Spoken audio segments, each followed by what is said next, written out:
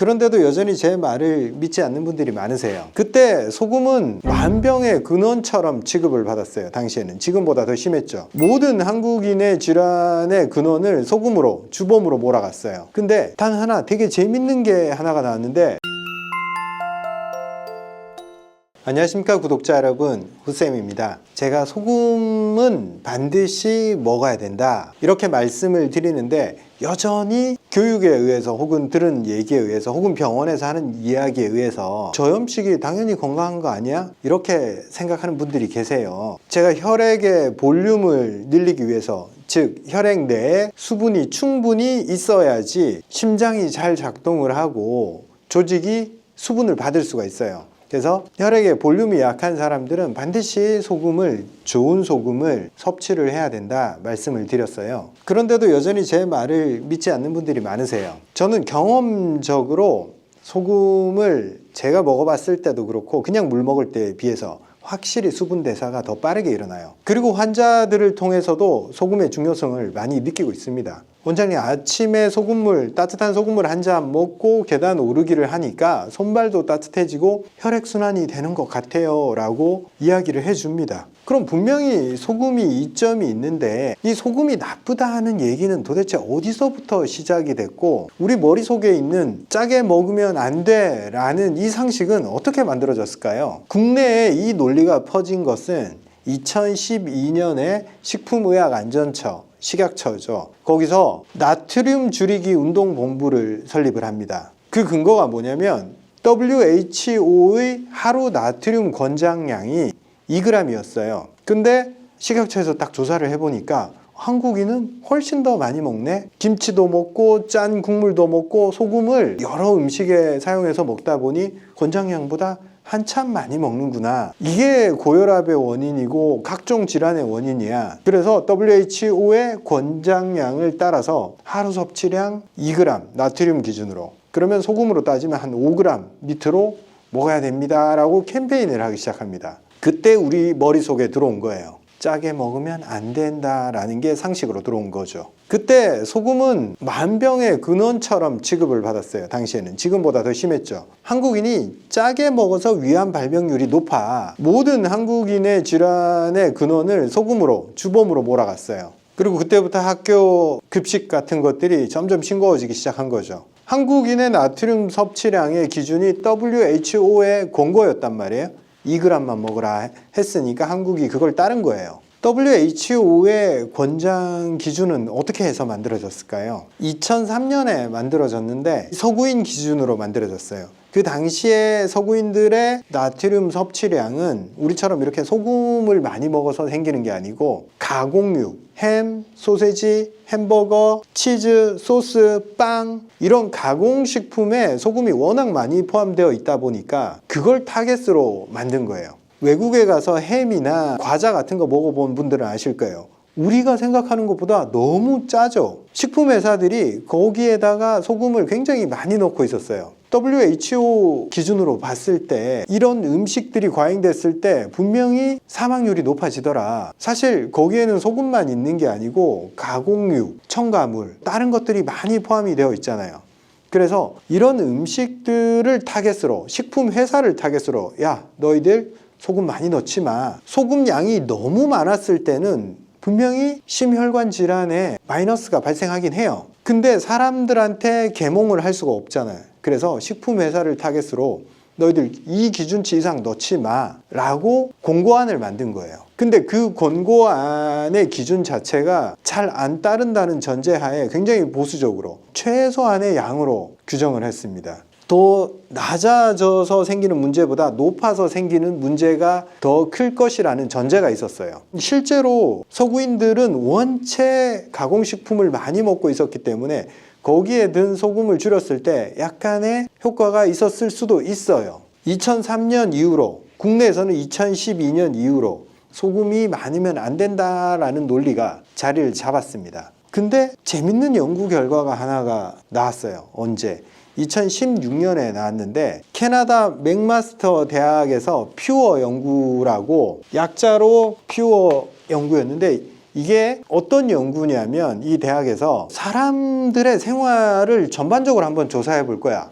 13만 명을 대상으로 사람이 어떤 영향을 받아서 수명이 짧아지고 병이 걸리고 어떤 연관관계가 있을까 해서 많은 변수들을 조사를 했어요. 재산의 정도, 식습관 중에서 고기를 얼마나 먹는지, 가공육을 얼마나 먹는지, 탄수화물을 얼마나 먹는지, 이 모든 것들을 데이터해서 어떤 경향성이 있을까를 조사를 했습니다. 연구 대상인 사람들의 모든 삶의 요소, 이혼, 교육 정도 이런 것까지 다 집어넣은 거예요. 다른 것들은 이전의 연구 결과와 굉장히 비슷하게 나왔어요. 당연히 경제적 상황에 따라서 건강의 척도가 달라졌을 거고, 탄수화물을 많이 섭취했을 때 심혈관 질환이 높아지고, 이런 경향성들은 이전 연구와 큰 차이가 없었습니다. 근데 단 하나 되게 재밌는 게 하나가 나왔는데 제가 칠판에 적어 놓은 결과예요. 이 연구 결과가 유명해진 게 다른 게 아니고 이것 때문에 유명해졌어요. 연구자들도 WHO에서 하루에 나트륨 2g이 공고량인데 2g 넘어가면 위험하고 그 미치면 안전할 거라 생각했는데 결과가 어떻게 나왔냐면 커브 모양이 J자로 나왔어요. 나트륨이 3에서 5g일 때 심혈관 질환 사망 위험이 가장 낮았어요. 그리고 나트륨 양이 3에서 5g을 초과했을 때 소금으로 환산하면 7.5에서 15g이에요. 하루 소금 양이 15g을 넘어섰을 때 심혈관 질환의 위험도가 높아지네? 이렇게 완만하게 높아져요. 근데 연구자들이 주목한 재밌는 부분이 뭐냐면 나트륨 양이 3g 미만일 때 심혈관 질환 사망 위험도가 초과했을 때보다 더 급격하게 올라갔더라는 겁니다. 그래서 이걸 J-커브라고 해요. 이전의 상식과는 반하는 연구 결과가 나왔다는 거죠. 저염식이나 무염식을 했을 때 심혈관 위험도 사망률 다 높아지더라. 이 연구 결과가 의미하는 바는 WHO 공고안이 실제적인 상황에서는 다르게 작동하더라 이겁니다. 소금이 많아졌을 때 혈압 문제나 심혈관 문제가 생기는 거는 맞아요. 근데 이게 우리 상식으로는 적게 먹으면 적게 먹을수록 좋고 많이 먹으면 이렇게 문제가 되겠다 이렇게 생각하는데 실제로는 적게 먹는 게 더 위험하다. 그리고 적정 양 자체가 적지가 않아요. 하루 15g까지 문제가 없다. 그리고 7.5 밑으로 내려가면 더 많이 먹었을 때보다 더 문제가 생긴다. 안 먹으면 더 문제라는 거예요. 이게 16년도 연구 결과고 또 우리나라 대상으로 한 실험이 아니니까 좀 긴가민가 하시죠, 여러분. 2022년에 세브란스 병원에서 작정하고 소금이 정말 문제를 일으키는지 안 일으키는지 연구를 했어요. 몇 명을 대상으로? 한국인 14만 명을 대상으로. 얼마간? 10년간 추적 연구. 과연 소금이 질환의 원인이 되냐 안 되냐, 소금을 많이 먹은 사람과 소금을 적게 먹은 사람, 이 사람들 사이에서 어떤 유의미한 차이가 존재하냐, 이걸 조사를 했어요. 나트륨 섭취량에 따라서 많이 먹는 사람, 적게 먹는 사람 5개의 그룹으로 나눠서 조사를 했고, 사망률, 심혈관 질환, 연관관계를 조사를 했습니다. 결과가 어땠을 것 같아요? 나트륨 섭취량과 사망률 혹은 심혈관 질환과의 연관관계는 없다라고 결론이 나왔어요. 그건 어떤 변수로 작용하지 않았다는 거예요. 이 연구 결과에서 나트륨은 아무 연관이 없다라고 했는데 재밌는 게 한 가지가 나왔어요. 칼륨은 사망률과 연관이 있다, 이렇게 나와요. 칼륨을 많이 섭취한 그룹은 총 사망률에서 그렇지 않은 군에 비해서 사망률이 21% 낮았고 심혈관계 사망률은 32%나 낮았습니다. 이상하죠? 우리가 상식적으로 알고 있던 소금은 크게 연관이 없고 사망률에 칼륨은 영향이 많았어요. 나트륨과 칼륨은 우리 몸에서 이온 상태로 작용을 해요. 소금이 소금 그대로 있는 게 아니라 분리돼서 나트륨 이온 상태에서 수분의 이동, 그리고 심장의 정기적 박동, 그런 것들을 조종을 하는데 누구랑 세트로 항상 작용하냐? 하나가 정기적 경향성을 띠고 있기 때문에 반드시 그 정기적 성향을 환원시켜주는 애가 있어야 돼요. 그 보조를 맞추는 게 칼륨 이온입니다. 이 칼륨은 우리가 아는 모든 채소 속에 많이 들어있어요. 그래서 채소를 많이 먹는 사람들은 칼륨이 부족하지가 않아요. 근데 칼륨이 부족하면 어떤 문제가 생기냐? 혈관에 부담을 줘요. 이 정기적 신호를 조정하기 때문에 혈관이 수축하는 신호가 더 강해지고 교감신경이 자꾸 흥분된 상태로 가고 혈관의 부드러움을 자꾸 잃어버려요. 즉 혈관에 압박을 많이 주게 됩니다. 그래서 심혈관 질환자의 빈도가 높아진다. 칼륨이 부족했을 때. 근데 나트륨은 물의 볼륨, 수분 보유량을 늘려줘요. 혈관 안에 수분이 많았을 때 우리가 상식적으로 약한 혈관일 때 혈관에 무리를 주고 심혈관 질환을 유발할 것 같잖아요. 실제로도 그렇긴 한데 이 연구 결과에서는 경향성이 조금 있었지만 의외로 세브란스 병원 연구 결과에서는 별 연관성이 없더라. 즉 우리가 볼륨이 많아서 문제가 생길 것 같지만 실제로는 혈관의 탄력성, 혈관의 건강도 이런 것에 의해서 심장이나 혈관이 약해지는 거지 체액양이 많다고 해서 다 문제를 일으키지는 않는다 이겁니다. 오히려 체액이 줄었을 때, 나트륨 양이 줄었을 때 혈액의 볼륨을 유지시키지 못해서 심장도 힘이 빠지고 말초 쪽으로 밀어주는 압력이 약해져서 말초 혈액 부족 증상에 빠져듭니다. 오히려 칼륨이 말초 순환을 좋게 하고 혈관을 부드럽게 해주고 혈관을 확장시키는 작용을 하기 때문에 나트륨이 많아져서 혈액의 볼륨이 늘었을 때도 이 충격을 칼륨이 혈류를 분산시키면서 완화시켜 줄 수 있다는 겁니다. 우리가 소금과 칼륨을 1대1로 충분히 잘 섭취를 하면 늘어난 혈액의 볼륨은 우리 몸에 좋게 작용하지 나쁘게 작용하지 않아요. 물론 관리를 너무 안 한 사람이 혈관이 다 엉망이 됐어. 근데 소금 좋대. 소금만 먹으면 볼륨만 늘어날 거 아니에요. 근데 이미 혈관 탄력이 다 떨어져 있어. 그때는 위험 요소로 작용할 수도 있다 이겁니다. 즉 늘어난 볼륨을 말초 혈관들이 받아내지 않으면 분명히 중심 혈압을 높여요. 근데 말초 순환이 잘 된다. 운동을 하고 체표로 자꾸 혈액을 이동을 시키면 혈관이 받는 부담은 크게 문제가 안 된다. 그래서 단순히 소금만 먹는 게 아니라 제가 아침에 따뜻한 소금물을 먹고 그 다음에 운동을 하세요 이야기를 하잖아요. 돌려야 돼요. 늘어난 수분을 전신순환으로 자꾸 태워서 돌려야 됩니다. 그럼 왜 이런 소금 줄이기 운동이 유행을 하고 아직도 그게 먹히고 있냐? 자, 생각을 해봅시다. 싱크대가 있어요. 여기에 물이 이만큼 고여 있습니다. 물을 공급해주는 일수도가 계속 나오고 있어요.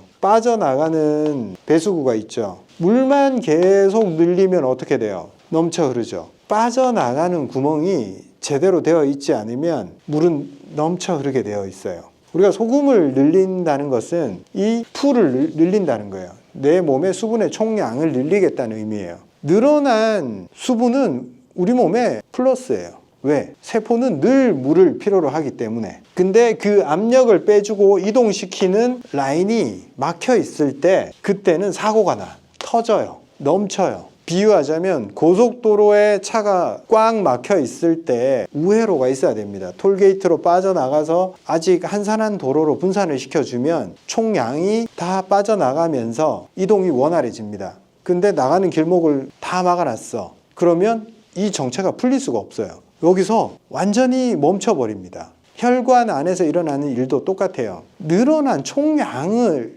조정한다는 것은 WHO가 아주 잔머리를 쓴 거예요. 전 세계인들이 자꾸 혈관 질환들이 생기니까 그래? 그러면 너희들 총량을 줄여.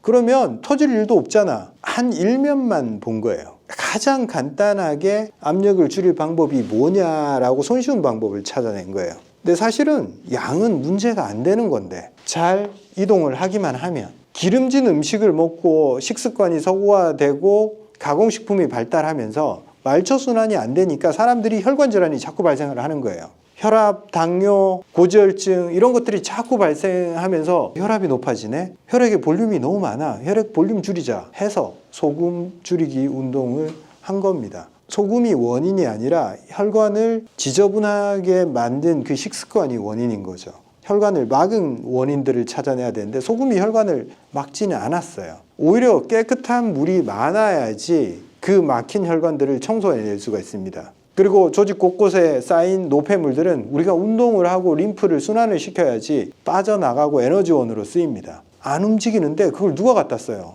아무도 안 갖다 쓰고 혈관 안이든 조직이든 다 쌓아놓고 있습니다. 그 쌓이고 더러워진 이 배수구가 문제인데 자꾸 원인이 물이 많아서 문제야. 물 줄여. 이렇게 이야기하는 겁니다. 그 배수구를 청소하려고 해도 물이 필요로 합니다. 물이 적어졌을 때 훨씬 더 심각한 문제가 발생을 합니다. 오늘 제가 말씀드리고 싶은 말을 한마디로 요약을 하면 소금은 범인이 아닙니다. 운동을 하지 않는 것, 그리고 한없이 기름지게 먹는 것, 그게 문제예요. 충분히 운동하고 혈관을 깨끗하게 하고 피를 맑게 하는 음식들을 좋아한다면 소금이 아무 문제가 되지 않는다는 것을 여러분도 몸소 느끼실 거예요. 오히려 소금이 들어왔을 때 몸이 얼마나 좋게 반응하는지 그걸 느끼실 거예요. 소금은 억울하다, 이 한마디를 하면서 마치겠습니다. 오늘은 물에 대해서 말씀드리겠습니다. 물에 대해서 질문들이 참 많으세요. 원장님, 물을 하루에 얼마나 먹어야 돼요? 하루에 2리터 먹으라는데 제가 2리터 먹어보니까 오히려 좀 불편하고 물이 소화가 안 되는 것 같아요. 이런 말씀들도 많이 하시고, 물을 마시니까 더 피곤하다, 그리고 화장실만 자주 간다, 입이 마르고 갈증이 나서 물을 먹는데 물을 먹어도 갈증이 전혀 해소가 되지 않는다, 이런 말씀들을 많이 하세요. 대부분 사람들은 우리 몸이 촉촉하고 피부가 촉촉하고 입안이 촉촉하고 이런 수분감을 느끼는 것을 단순히 수분의 작용이라고 생각하는데, 실제로는 진액의 작용, 우리 몸이 물을 이용해서 거기에 많은 물질들을 태워서 분비샘이 만들어낸 진액, 점액, 이런 걸로부터 느끼는 그 수분감이라는 사실을 좀 간과를 해요. 그래서 몸이 건조하다 했을 때 물을 마시면 해결되겠지라고 생각을 해요. 그리고 물을 무조건 2리터를 먹으면 내 몸이 갖다 쓰겠지라고 생각하는데 그렇게 단순하게 작동하지 않습니다. 자, 물이 몸에서 어떻게 쓰이는지 우리가 확실하게 알기 위해서 물이 어떻게 흘러가는지 한번 제가 설명을 해봐 드리겠습니다. 먼저 우리 입으로 물을 먹죠. 위로 식도를 통해서 위까지 갔어요. 위에서는 물을 흡수하지 않아요. 소장으로 가서 소장에 있는 이 정맥 혈관들이 흡수를 해서 먼저 모든 소화기에서 흡수한 것들은 간으로 보내요. 그리고 정맥을 타고 심장으로 들어갑니다. 심장으로 들어갔으니까 이제 전신으로 보낼 준비가 된 거예요.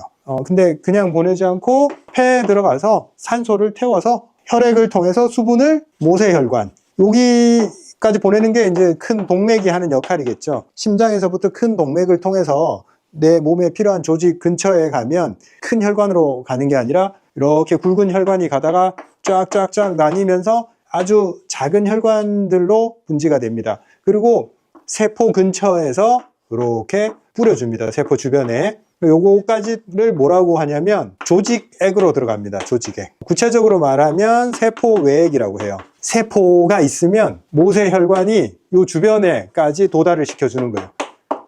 우리가 물을 먹는 최종 목적은 이 세포가 대사활동을 하기 위해서 필요한 수분을, H2O를 여기까지 넣어주는 거예요. 즉, 이 과정을 거쳐서 세포까지 도달하면 물의 여정이 끝나는 거예요. 이게 정상적으로 건강한 사람들은 당연하게 일어납니다. 물을 먹으면 세포가 기능이 활발해지고 세포가 물을 갖다가 쓴단 말이에요. 그런데 이제 어디서 문제가 생기냐? 나이가 좀 들어버렸어.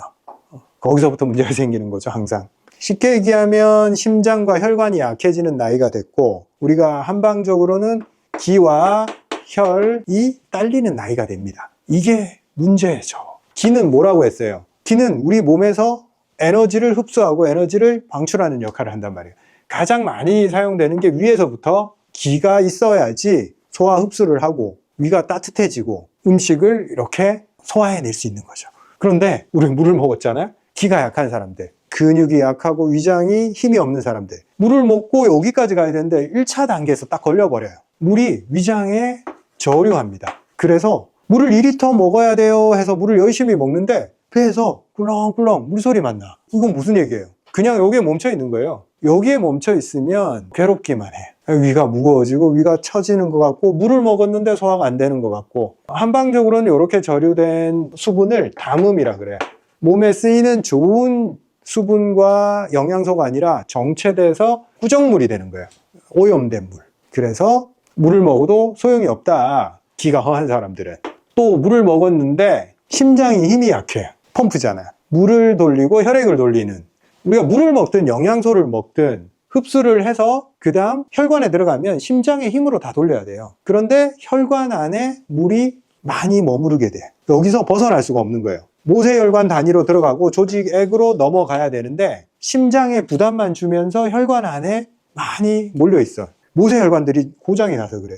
이 미세한 혈관들이 소통이 잘 돼야 되는데 이 지류가 막히니까 이 혈관 안에서 물이 소통이 안 돼. 거기서 머물러 버리는 거예요. 그러면 이 많은 물을 감당하려면 심장이 힘들겠죠. 심장이 더 지치고 부어버려요. 그래서 더 혈액순환이 안 되는 현상이 생겨요. 물을 먹었는데 더 힘들어져. 지치고 피곤하다 그래. 그리고 이제 조직에까지 갔어. 혈관을 지나서 내가 필요한 데까지 갔는데 엉뚱한 데로 가는 거야. 몸 곳곳으로 쫙쫙 퍼져야 되는데 조직액 중 어디로 몰리냐? 하체, 이 다리 쪽, 발 쪽, 이쪽에 물이 고여버리는 거예요. 물이 여기도 가고 다 골고루 가야 돼, 분산이 돼.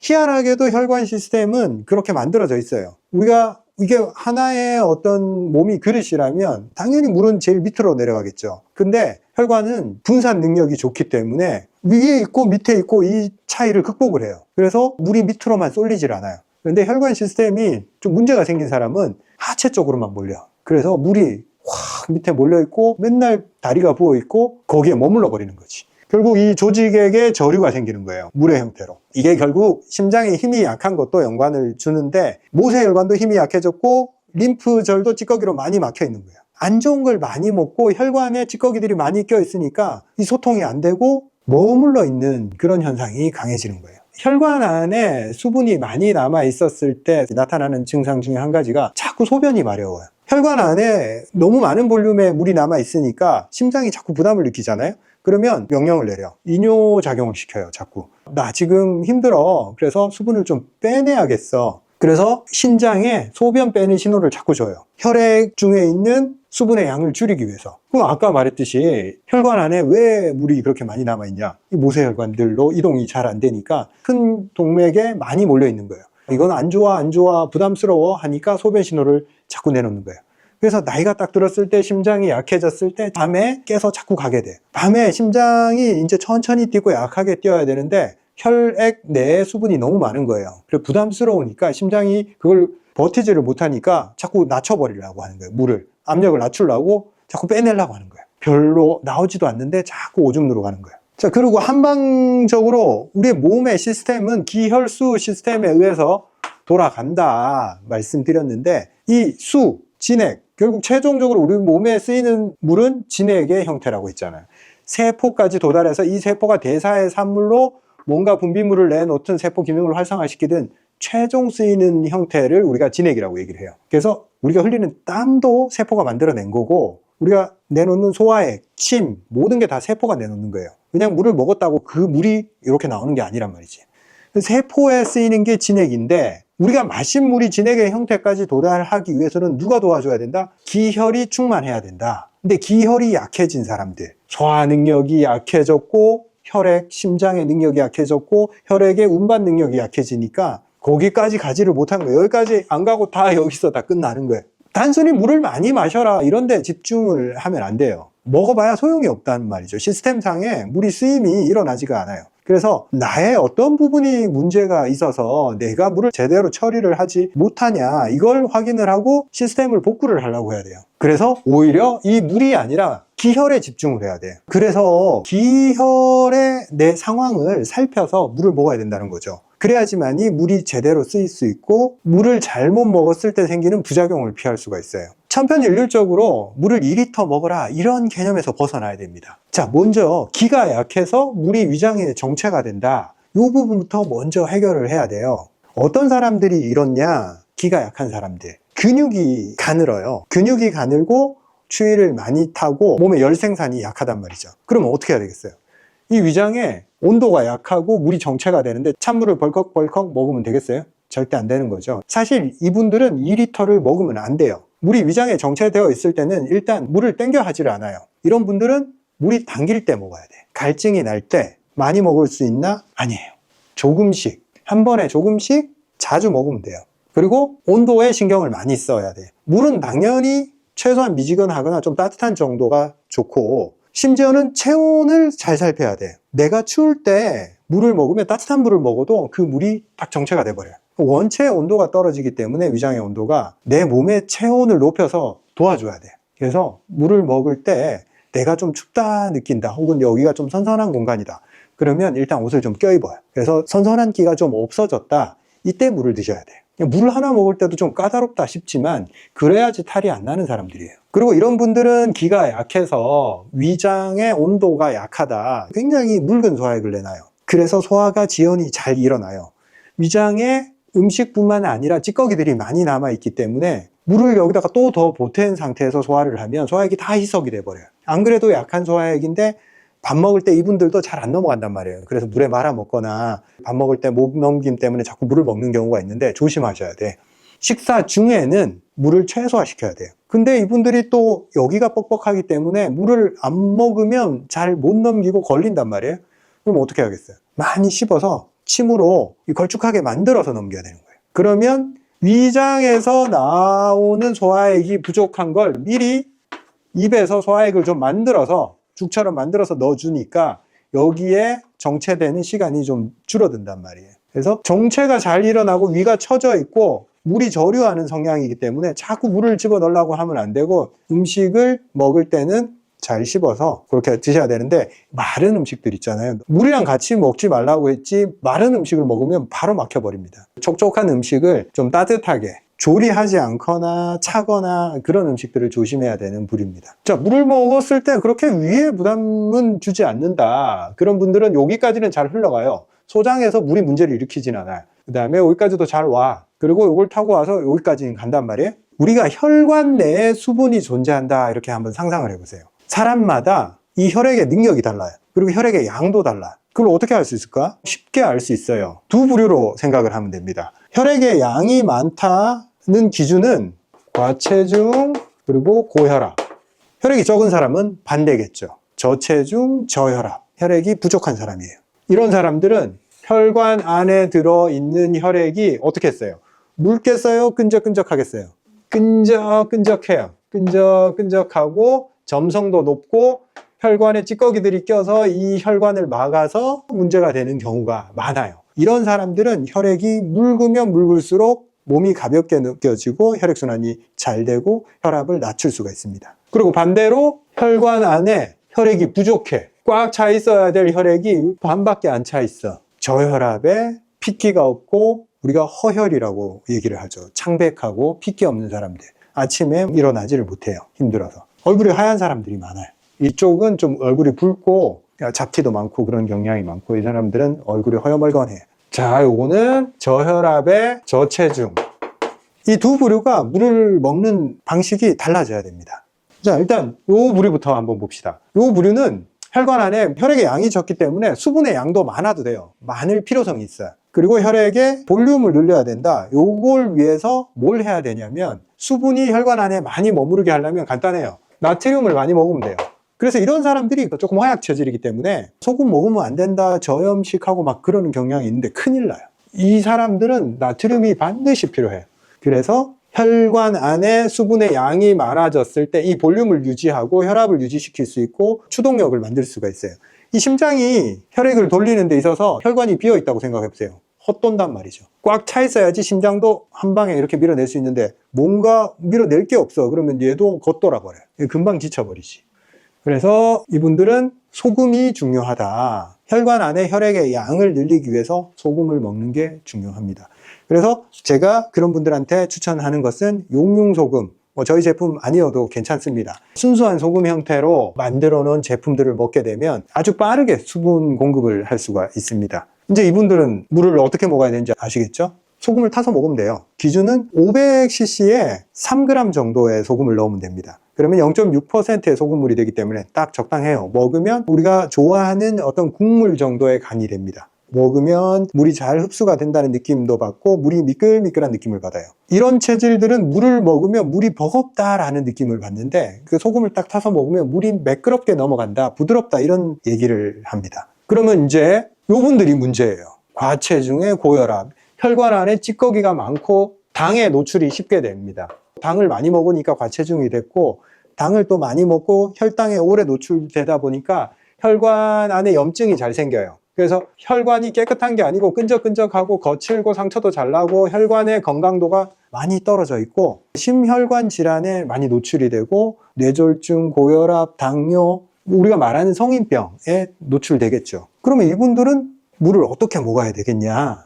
과체중이니까 혈액의 볼륨도 높다고 그랬잖아요. 그러면 이분들은 물을 적게 먹으면 되나? 이분들도 물을 많이 먹어야 돼요. 그런데 여기랑 똑같은 방법을 쓰면 바로 혈압이 올라갑니다. 소금을 딱 해서 먹으면 혈관 안에 수분의 양이 많아지니까 혈관 자체가 압박을 받게 되겠죠. 혈압이 올라가게 돼 있어요. 심장도 더 부담스러워지고, 원래도 고혈압이니까 당연히 더 부담되겠죠. 어떻게 해결하면 좋을 것 같아요? 좀 어려워 보이죠? 어려워. 왜냐면 오랫동안 혈관을 괴롭혀 놨어요. 안 좋은 걸 너무 많이 먹어서 이 큰 혈관의 문제가 아니고 실질적으로는 이 지류들, 이 가지 혈관들은 더 잘 막히거든요. 이 큰 혈관에 비해서. 얘들이 이미 기능이 많이 상실돼 있어요. 그래서 원래 이 혈액이 많아도 크게 부담이 안 되는 게, 우리 혈액의 볼륨의 대부분을 차지하는 거는 큰 혈관들이 아니고 모세혈관들이에요. 몸에 너무 넓은 범위에 굉장히 미세하게 퍼져 있으니까 압력은 다 이쪽으로 빠지게 돼 있어요. 얘들이 잘 통하면. 근데 이 끈적끈적한 혈액들을 먹고 살아왔기 때문에 작동하는 모세혈관들이 많이 죽어 있어요. 그래서 물도 많이 먹고 소금도 먹었는데 볼륨이 늘어나니까 감당을 못하는 거예요. 근데 이분들이 소금이나 수분이나 이게 필요가 없나? 필요 있어요. 왜? 이 끈적끈적한 것을 희석시키기 위해서는 반드시 물이 필요해요. 뻑뻑하고 너무 농도가 안 좋고 그걸 반드시 희석시켜야 되기 때문에 소금을 포함한 물이 필요합니다. 근데 소금을 먹으니까 이게 혈압도 오르고 하니까 이게 부담스러워하는 거예요. 그럼 어떻게 해결해야 될까? 이 모세혈관들을 살려야 돼요. 그리고 조직이, 세포가 이 당을, 이 끈적끈적한 찌꺼기 당들을 빨리빨리 가져가게 만들어야 됩니다. 내가 음식은 헤비하게 먹으면서 세포가 에너지를 쓰는 일들은 안 만드는 거예요. 우리가 먹은 당의 80%는 이 근육이 처리를 해요. 많이 먹었는데 내가 몸을 안 썼어. 그러면 그 당들은 도대체 다 어디 갔냐? 대부분 혈관에 많은 수로 남아있고 지방으로 환원이 되고 필요 없는데, 원하지도 않았는데 갔다가 해를 끼치고 있어요. 그걸 해결하려면 원래 사용해야 되는 기관이 그걸 가져가 줘야 돼. 우리가 먹지도 않는 물건들을 막 시켜서 집 앞에 택배가 이만큼 쌓여 있어요. 그걸 나는 별 필요가 없으니까 뭐 그냥 내비둬.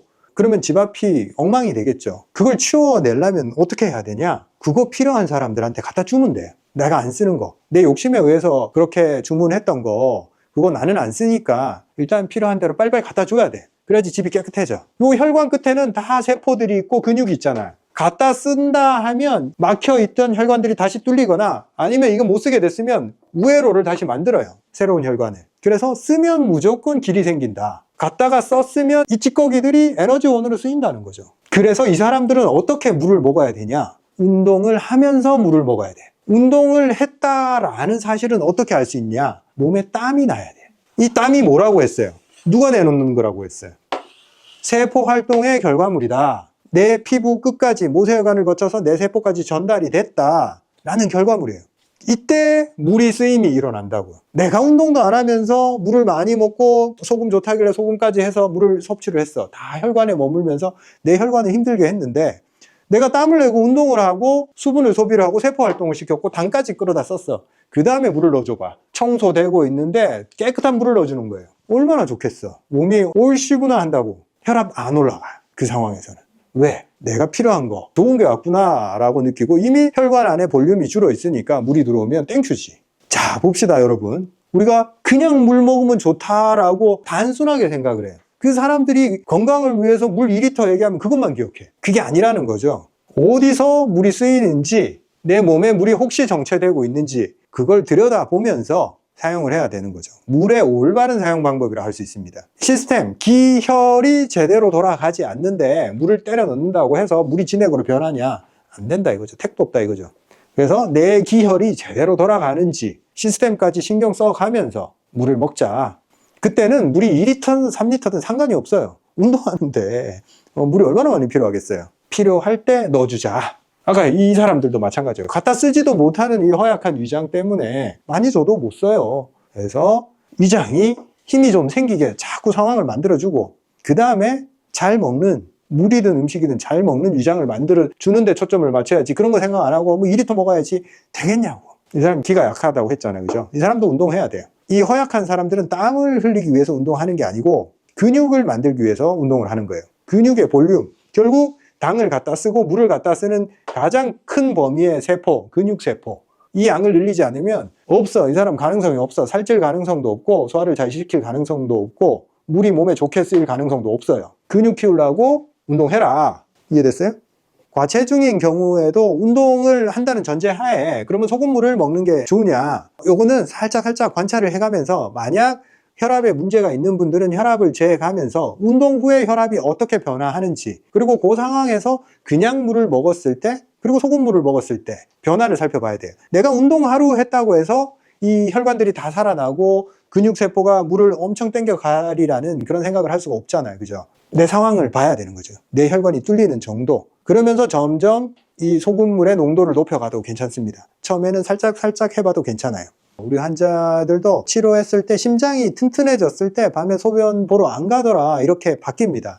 그런데 일상생활에서 우리가 물을 먹는 습관에 대해서 조금 주의를 해야 돼요. 밤에 소변 때문에 깨게 되면 수면의 질이 엄청 떨어지기 때문에 우리가 저녁을 먹고 자기 2시간 전에 수분을 섭취를 하고 자기 전에는 좀 소변을 배출을 한 다음에 깨지 않게 좀 만들어줘야 돼요.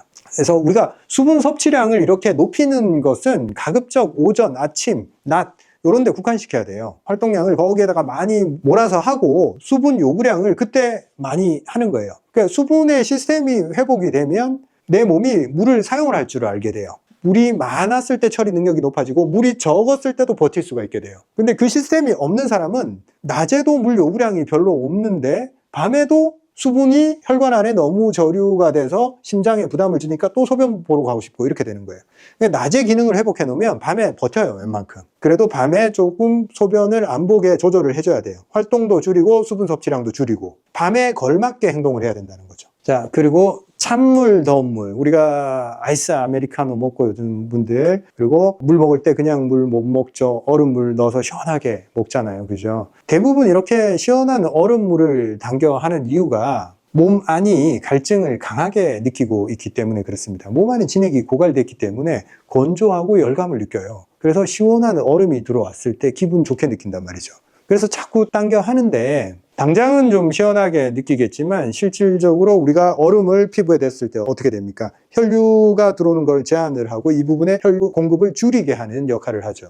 멍이 들고 상처가 생겼을 때 얼음찜질 하는 거랑 내가 얼음물을 먹는 거랑 똑같아요. 소화기에 얼음물이 들어왔을 때 소화기 쪽으로 혈류가 오지 마라 하는 거랑 똑같아. 그러면 소화를 하지 마라 하는 거랑 똑같고 영양을 흡수하지 마라 하는 거랑 똑같아요. 그래서 소화를 굉장히 방해를 하고 혈관 시스템에 문제를 일으키게 됩니다. 자꾸 오지 마라 신호를 주면 진짜 안 와요. 나중에 문제가 더 생기는 거죠. 자꾸 답답하고 열감이 있으니까 찬 걸 찾지만 실제로는 항상 부드럽게 따뜻하게 어루만져줘야 되는 게 안쪽 내장이라는 거죠. 그리고 실제로 50대가 넘어가면서부터는 찬물을 더 조심해야 됩니다. 안에 진액이 더 메마르고 혈류 공급이 더 떨어지기 때문에 찬 걸 자꾸 먹다 보면 혈관 기능이 계속 떨어지게 됩니다. 그러면 꼭 무조건 그렇게 따뜻한 물만 먹어야 되냐? 본인 몸 상태를 잘 살펴봐서 내가 진액이 충만하고 너무너무 잘 돌아가서 내 몸에 열이 많아. 그런 경우에는 안쪽도 좀 식혀줘야 될 필요성이 있어요.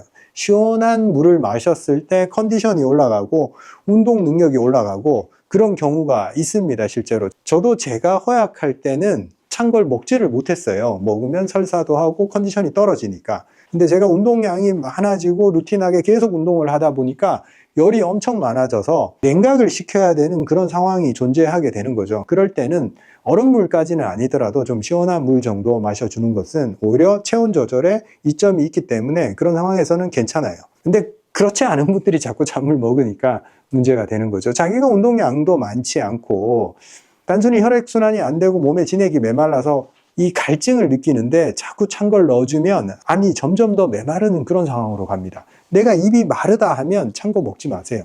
자, 오늘의 드릴을 말씀드리겠습니다. 드릴 뭔지 모르는 분들 위해서 다시 한번 말씀드리면 아주 단순하고 반복적인 습관인데 이걸 계속함으로 인해서 내 삶에 변화가 생기고 내 건강을 향상시킬 수 있는 반복된 습관, 이걸 드릴이라고 합니다. 드릴, 이렇게 뚫는 드릴이랑 똑같은 거예요. 오늘의 드릴은 하루에 500ml는 0.6%의 소금물을 먹자입니다. 정수기 물에는 미네랄이 빠져 있고 전해질 밸런스가 맞지 않습니다. 특히 정수기 물을 드시는 분들은 꼭 소금을 한 꼬집, 500ml에는 한 3꼬집 정도 됩니다. 이렇게 계량하기 어려운 분들은 저희 제품은 딱 3g 포로 만들어져 있는데 요걸 500ml 물에다가 딱 넣고 요거를 야금야금 한 번에 다 먹지 마시고 그리고 미지근한 물로 텀블러 같은 데 담아놨다가 이렇게 천천히 긴 시간 동안 차 마시듯이 요걸 습관으로 들이면 엄청난 변화가 생길 겁니다. 그리고 이 과체중이고 아까 처음에 소금을 천천히 먹어라, 소금물을 갑자기 먹으면 문제가 생길 수 있다 얘기를 했는데, 만약에 500cc를 1시간 동안 천천히 먹으면 0.6%의 소금물이라도 아무런 문제를 일으키지를 않아요. 왜? 혈관 안에 소금물이 들어가고 수분량을 늘림과 동시에 또 이뇨작용이 동시에 일어나거든요. 그래서 천천히 들어갔을 때는 문제가 되지 않으니까 이건 누구든 할 수 있는 겁니다. 500cc에 3g의 소금을 넣어서 0.6%의 소금물을 하루에 한 번 먹기 반복해 봅시다. 감사합니다.